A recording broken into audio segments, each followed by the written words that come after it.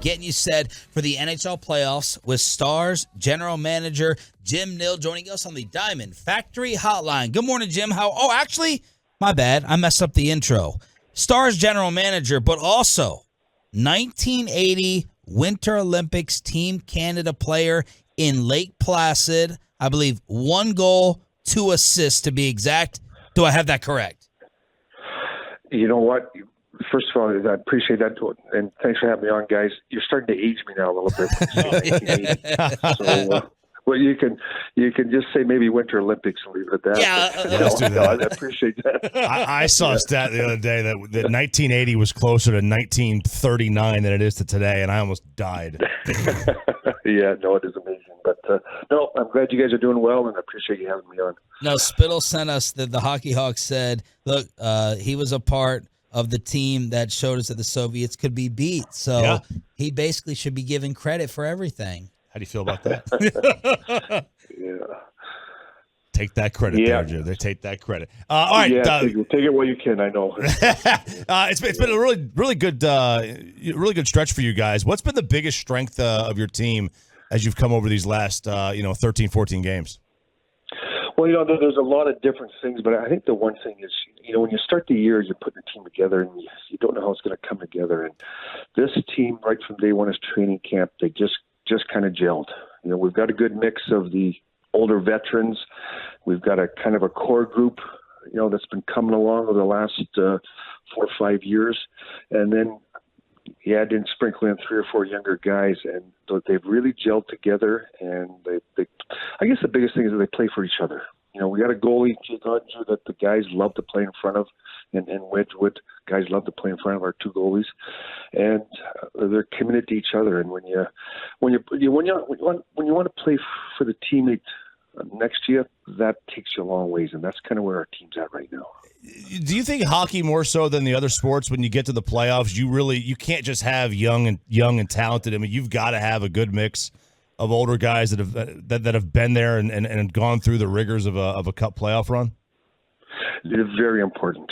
That's one thing I learned all my years in Detroit. You can have the best team on the ice, everything else, but until you live those playoff experiences and the grind of it and the highs and the lows, and you lose a game and you think it's the end of the world, and you win a game and you think, oh, you're the best team ever, and you got to ride through those waves.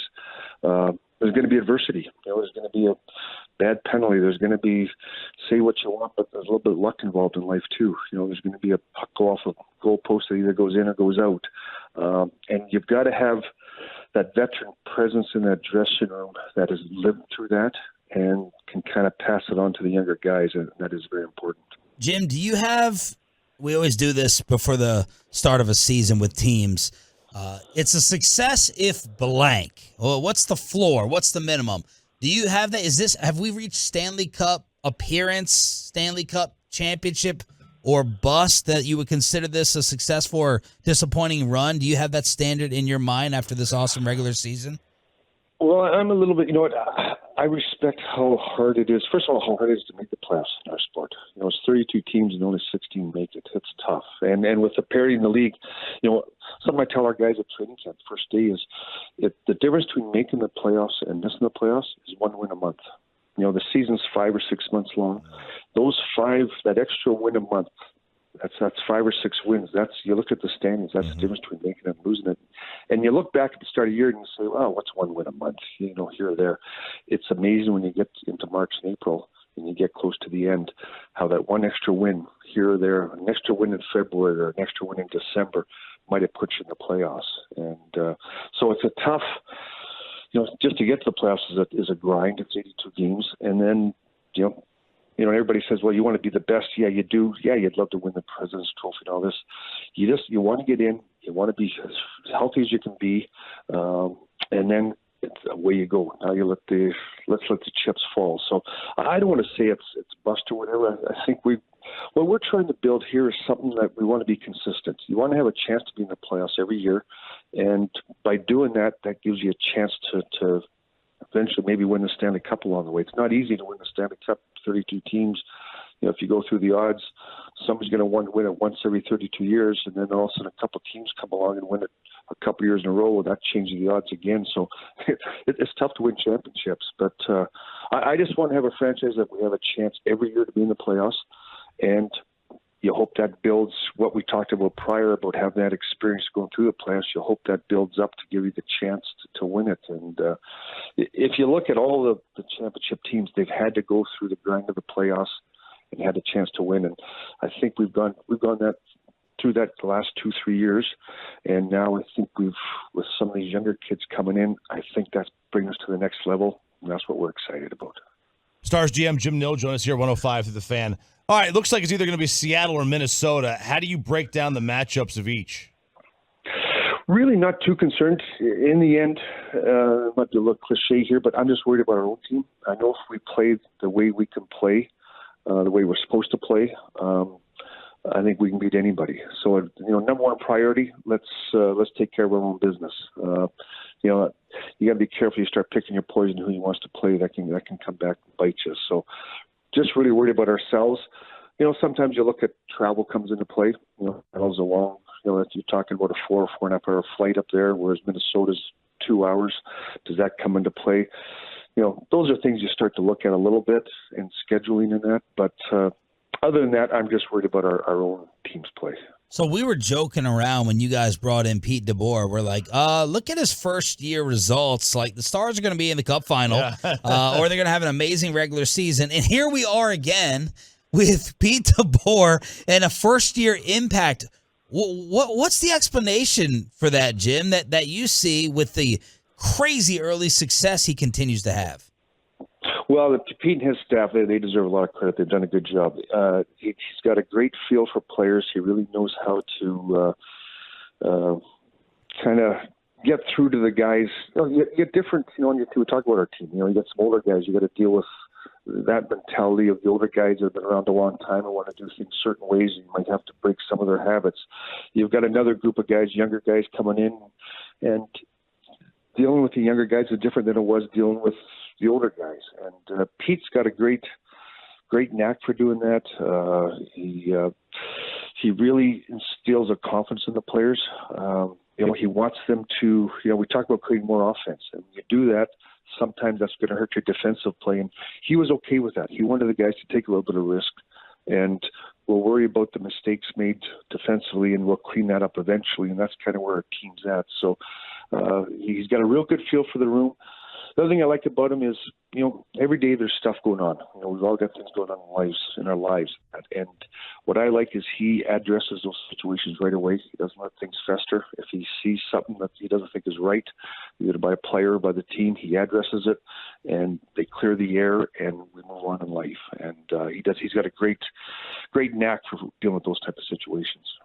Wyatt, Johnston, 1 month from today, he turns 20. I know few get to the league this fast like he has. How close were you to sending him back to juniors early this season? And can you kind of take us through the arrangement of him living with Joe Pavelski with his family? Yeah, when we drafted, it's an amazing story. For a guy to get drafted in his draft year and play only 7 games because of COVID. That's where I got to give a lot of credit to Joe McIntyre on the scouting staff. Joe really had a special feel for this kid, and he fought for it. I pushed him, saying, hey, he hasn't played much, and every time I pushed, he pushed back and said, no, this is our guy, and that's what I like when our people stand up and they believe in somebody. So Joe did a great job. His staff did a great job. So the kind of we watched him. So he went back, played junior after the draft. Was the MVP in the OHL, won the scoring race, was great in the playoffs. And so we knew he was close. At that age, when you start to hit those standards, we knew that he was close to making it. So we just wanted him to come to camp, wanted him to show what he could do. We knew he had 9 games once the season started to see where he's at. But right from day one, Pete DeBoer didn't really know him at all. Pete just said, boy, every practice he's getting better and better. And we decided to put him with Jamie Benn, just a little bit of riding shotgun, a little veteran presence. And they kind of started to mesh. And we went through the exhibition games. He didn't get bounced around. He wasn't overwhelmed. We started this season. We had a road trip. We went up to Canada, went to Toronto, Montreal, and Boston. We said, this is going to be a tough trip for him. First of all, he's from Toronto. You know, it's going to be the pressure of his family and being in Canada. Then you're going to Montreal, you know, pressure playing in Montreal, you know, especially for a young guy from Canada. He had no problem with that. And on the Montreal to Boston trip, that was a back-to-back. We said, now we're going into Boston. You know, he's going to have to, we can't protect him there on line changes and stuff like that. He's going to play against Patrice Bergeron and David Krejci. You know, these guys are all-stars. And so we went into that game. We were actually going to thought about maybe sitting him out because of a back-to-back, but we said, you know what, let's find out where he's at. We put him in the game, and he wasn't affected. He just these things don't seem to bother him. He doesn't get overwhelmed. He wasn't, like you said, he wasn't physically getting manhandled, and his game just kind of took off from there. And we got to that 9-game mark. And myself and the coaches, like we don't give out jobs in the NHL. You got to earn it. He earned it as a 9-year-old, and so we decided to keep him. And he's been one of our. Every month he just seems to get better and better. The coaches now use him in penalty killing. They never thought they'd ever use him in penalty killing. He's on the second power play unit. He just keeps grabbing it. He's not overwhelmed. You know, physically he's not getting overmatched. He's getting better on draws, and so he's a special player. You know, and then you talked about moving on Joe Pavelski. You know, when we decided to keep him, we said, well, we got to put him in a good spot. He's 19 years old. He's always had a billet family, you know, looking after him when we played junior. Don't want to really put him out, let him get his own place in Dallas. You know, a young guy. You know, you worry about, can he cook or not? You know, is he going to be able to pay his own bills? You know, there's so many things that guys, you forget about regular life things that he's got to do. Plus, he's got to be playing NHL games. So we sat down, talked to a few of the players, and we asked Joe Pavelski if he would have interest in bringing him in. He went back, talked to his wife. She was very open to it. He's got his son's, I believe, 12 years old now, so his son's closer to Wyatt's age than Joe is to Wyatt, so he's got to be a good fit. He's fitting with the family, and he's part of the family now. There he is. I still love they had a Halloween party, and the Pavelskis came as caddies, and he came as Jordan Spieth, I think is who he came as. And so here's their Halloween picture of Wyatt Johnston. The two caddies are Mr. and Mrs. Pavelski. So it was, like I said, there's been some great stories. He's part of their family now. He loves it there. And, you know, when you think about it, you go back, just think, you know, after a game, after a tough loss, you go back home and you're sitting at the table having something to eat, and you're sitting there with Joe Pavelski, and Joe's probably, you know, maybe watched down a little bit, and Joe's going to say, hey, don't worry, it's going to be okay. We'll get through it tomorrow. You know, and to have those type of mentors and situations available to a young guy, you know that's going to pay dividends down the road, because somebody did that to Joe Pavelski. Joe Thorntons and Patrick Marleaus did that with Joe Pavelski. He's passed it on to Wyatt Johnston. Wyatt Johnston in 5 to 10 years is going to pass it on to some young guy we draft down the road. So it's when you can create those type of situations in your dressing room, it really sets you up for having a winning culture within your room.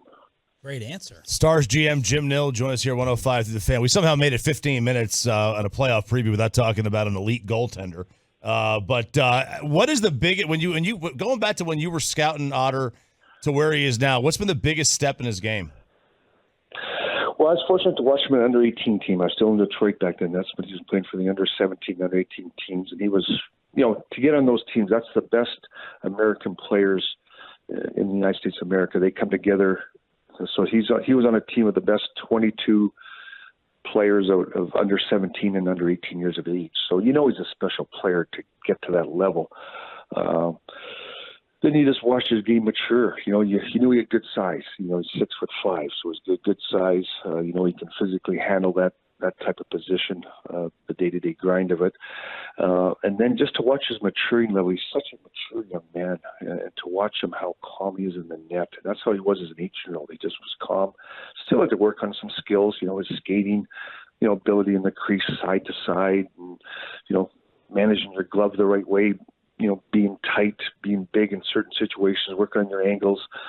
He had lots of things still to work on, to grow in, but you saw that the basics were there. And so when we fortunate to come to the draft here, but then he'd moved on a little bit, and it was time for his draft year.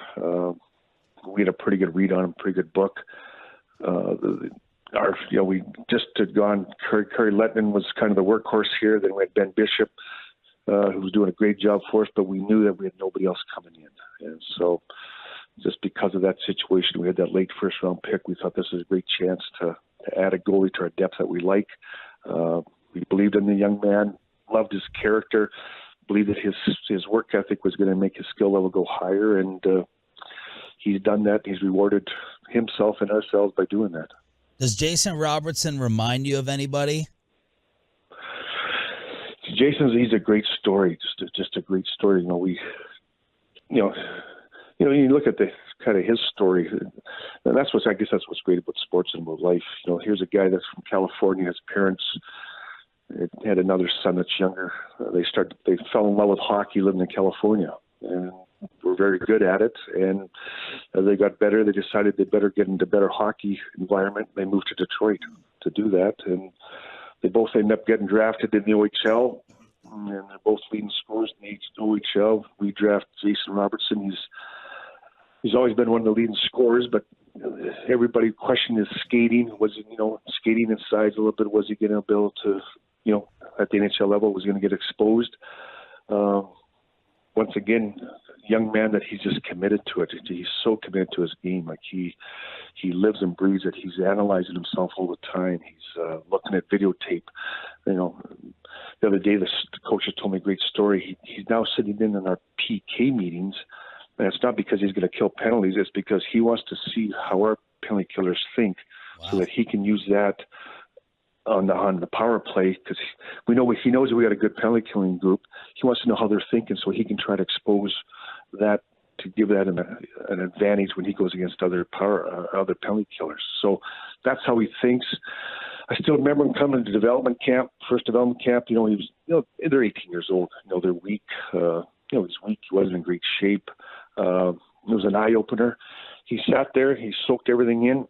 We asked him, "Here's what you got to do." He went back and did it. He got a personal trainer. He started eating better, nutritionist, and here he is. What a success story. He's not too many guys that have better hockey sense than him. He just has a knack. He reminds me a little bit of a Mike Bossy. Just the puck seems to follow him, and they slow the game down. He gets the puck. The game's not too fast for him, slows down. He's really added a physicality to his game this year. He's got bigger and stronger, and you see him in the corners now. He's going back against guys harder. So like I said, he's really rounding his game around. And it's funny, for an offensive guy, he's the one guy when the puck's in our zone and the puck's on his stick, I'm very at ease, because he always makes the right play. He's either going to make the right pass to somebody in our zone, or he flips it out. And that's a compliment to him, because he's known as a scorer, but here he is in our own zone. He makes some of the safest plays, and that's a great trait to have. Well, my compliments to you are, number one, thanks for a hell of a roster, but number two, for radio purposes, you're a freaking tremendous storyteller. Thank you so much for the time. We'd love to have you back. I can get rambling sometimes. Be careful. Appreciate the Mike Bossy reference. Haven't heard that in a while. I like it. Yeah, well, that goes well. I guess now we're starting to age ourselves here. We go back to those 1980 days. We're aging ourselves. A lot of people don't know who Mike Bossy is. Just to share another story, it's funny. We in development camp, we have players come along, and we'll tell stories that, this is what this guy used to do. And it's amazing now how young these guys are. Like, even you bring up Wayne Gretzky's name now, a lot of these young guys, they're born way after Wayne Gretzky days. It's amazing how the game's changed and how we've aged, I guess. Olympic hockey hero. Won't say the year. Jim Nill, Stars general manager on the Diamond Factory Hotline. Thank you so much, man. Best of luck in the playoffs. You're welcome back anytime. All right, guys. Anytime. You guys take care. All the best.